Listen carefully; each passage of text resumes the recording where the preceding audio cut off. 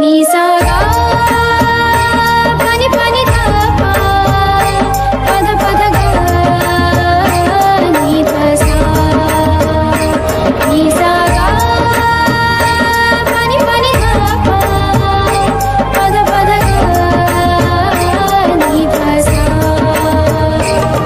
ही गाथा अस्तित्वाची शौर्याची पराक्रमाची ही गाथा अस्तित्वाची शौर्याची पराक्रमाची या मातीमधल्या कणाकणातील मौल्यवान रत्नांची या मातीमधल्या कणाकणातील मौल्यवान रत्नांची कर्तृत्व इथे गगनाला भिडे परिमोल जाणून घेऊ व्यक्तिविशेष नमस्कार श्रोते हो, आपण ऐकत आहात radio MPSC Guru spreading the knowledge powered by spectrum academy. आजच्या व्यक्तिविशेषमध्ये आपण जाणून घेणार आहोत महाराष्ट्र साम्राज्याला वैभवाच्या सर्वोच्च शिखरावर नेणारे कुशल प्रशासक, दूरदर्शी मुत्सद्दी आणि मराठा इतिहासातील अत्यंत प्रभावशाली व्यक्तिमत्व नानासाहेब पेशवे अर्थात बाळाजी बाजीराव यांच्याविषयी. मराठा साम्राज्याच्या इतिहासात अनेक पराक्रमी योद्धे आणि राज्यकर्ते होऊन गेले. छत्रपती शिवाजी महाराजांनी स्वराज्याची स्थापना केली तर थोरले बाजीराव पेशव्यांनी मराठा साम्राज्याचा विस्तार उत्तर भारतापर्यंत नेला. या महान परंपरेचा वारसा पुढे नेण्याचे काम त्यांच्या सुपुत्रांनी म्हणजेच नानासाहेब पेशव्यांनी केले. त्यांच्या कारकिर्दीत मराठा साम्राज्याने आर्थिक, राजकीय आणि लष्करी सामर्थ्यांची सर्वोच्च पातळी गाठली. नानासाहेब पेशवे यांचा जन्म 8 डिसेंबर 1720 रोजी पुणे जिल्ह्यातील साते या गावात झाला. त्यांचे पूर्ण नाव बाळाजी बाजीराव भट असे होते. त्यांचे वडील थोरले बाजीराव पेशवे आणि आई काशीबाई होत्या. लहानपणापासूनच त्यांच्यावर घरातील संस्कार, राजकारणाचे धडे आणि प्रशासनाची शिकवण झाली.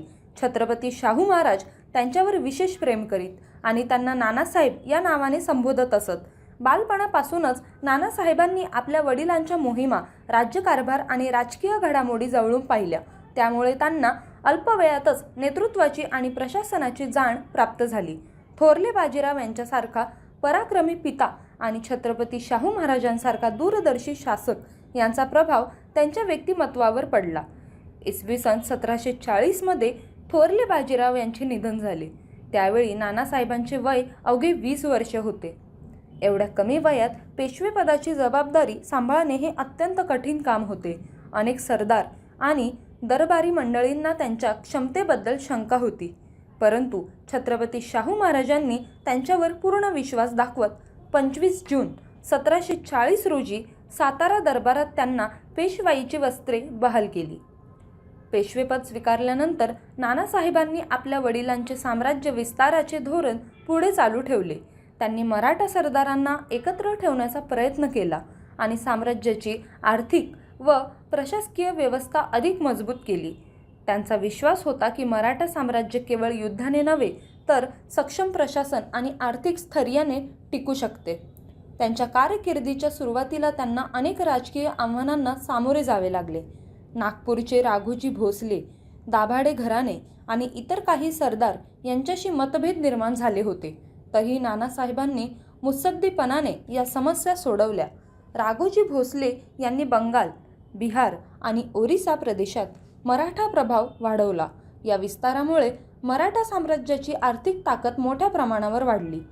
इसवी सन 1749 मध्ये छत्रपती शाहू महाराजांचे निधन झाले. त्यानंतर मराठा साम्राज्याच्या प्रत्यक्ष सत्तेची सूत्रे नानासाहेबांच्या हातात आली. साताऱ्याचे छत्रपती हे नामधारी प्रमुख राहिले, परंतु राज्यकारभाराची सर्व जबाबदारी पेशव्यांकडे आली. यामुळे मराठा साम्राज्याच्या राजकीय व्यवस्थेत मोठा बदल झाला. शाहू महाराजांच्या निधनानंतर ताराबाई यांनी पुन्हा राजकारणात सक्रिय हस्तक्षेप करण्यास सुरुवात केली. त्यांनी छत्रपती राजाराम द्वितीय यांना कैद करून पेशव्यांच्या अधिकाराला आव्हान दिले. याच काळात उमाबाई दाभाडे आणि दामाजी गायकवाड यांनीही बंड पुकारले, परंतु नानासाहेबांनी आपल्या राजकीय कौशल्याने आणि लष्करी सामर्थ्याने ही सर्व आव्हाने यशस्वीपणे परतवून लावली. नानासाहेबांच्या काळात मराठा साम्राज्याचा विस्तार सर्वाधिक झाला. महाराष्ट्र सैन्याने दिल्लीवर प्रभाव निर्माण केला. राजपुताना, बुंदेलखंड, पंजाब, गुजरात, ओरिसा, बंगाल आणि दक्षिण भारतातील अनेक भागांमध्ये मराठ्यांचा प्रभाव वाढला. मराठा साम्राज्याची सीमा अटकेपर्यंत पोहोचली. अटकेपार झेंडे लावणे ही म्हण याच काळातील मराठ्यांच्या विजयांची साक्ष देते. इतिहासकारांच्या मते इसवी सन 1760च्या सुमारास मराठा साम्राज्य हे भारतीय उपखंडातील सर्वात शक्तिशाली राजकीय सामर्थ्य होते. दिल्लीचा बादशहा मराठ्यांच्या संरक्षणाखाली होता आणि उत्तर भारतातील अनेक राजे मराठ्यांच्या प्रभावाखाली होते. नानासाहेब पेशवे हे फक्त युद्ध आणि राजकारणापुरते मर्यादित नव्हते. ते अत्यंत कुशल प्रशासक होते. त्यांनी महसूल व्यवस्था सुधारली, व्यापाराला चालना दिली आणि साम्राज्याची आर्थिक स्थिती मजबूत केली. त्यांच्या काळात मराठा खनिजा समृद्ध झाला. प्रशासनातील शिस्त, कार्यक्षमता आणि नियोजन यामुळे मराठा राज्य अधिक सक्षम बनले. पुणे शहराच्या विकासात नानासाहेबांचे योगदान विशेष उल्लेखनीय आहे.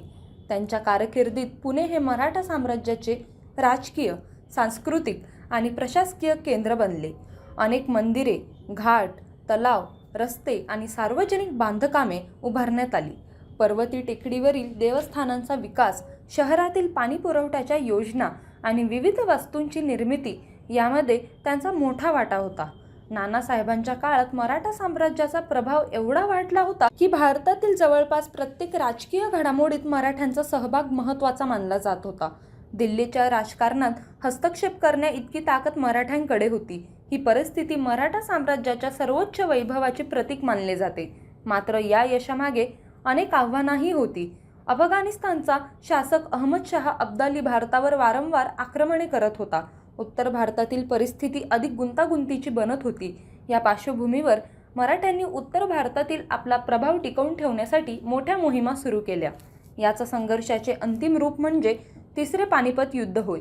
14 जानेवारी 1761 रोजी मराठे आणि अहमदशहा अब्दाली यांच्यात पानिपत येथे भीषण युद्ध झाले. सदाशिव भाऊ, विश्वासराव आणि इतर अनेक पराक्रमी सरदार या युद्धात सहभागी झाले होते. सुरुवातीला मराठे बलाढ्य स्थितीत असले तरी विविध कारणांमुळे त्यांचा पराभव झाला. पानिपतचा पराभव हा मराठा इतिहासातील सर्वात दुःखद प्रसंग मानला जातो. हजारो सैनिक युद्धात मारले गेले. मराठा साम्राज्याला प्रचंड मनुष्यहानी सहन करावी लागली. अनेक नामवंत सरदार आणि नेते गमावले गेले.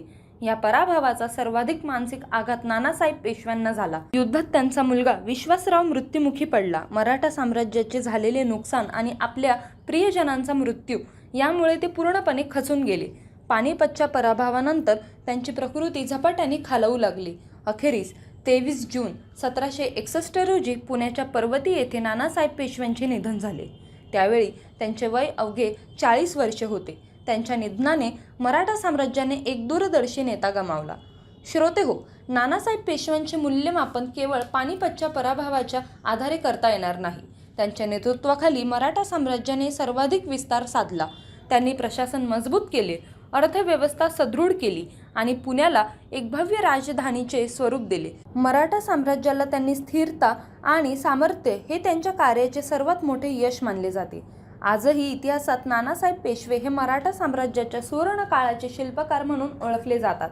त्यांच्या नेतृत्वाने मराठा साम्राज्य भारतीय उपखंडातील सर्वात प्रभावशाली शक्ती बनले. त्यांचे कार्य, त्यांची दूरदृष्टी आणि प्रशासन कौशल्य यांचा अभ्यास इतिहासप्रेमी आणि स्पर्धा परीक्षांच्या विद्यार्थ्यांसाठी अत्यंत महत्त्वाचा आहे.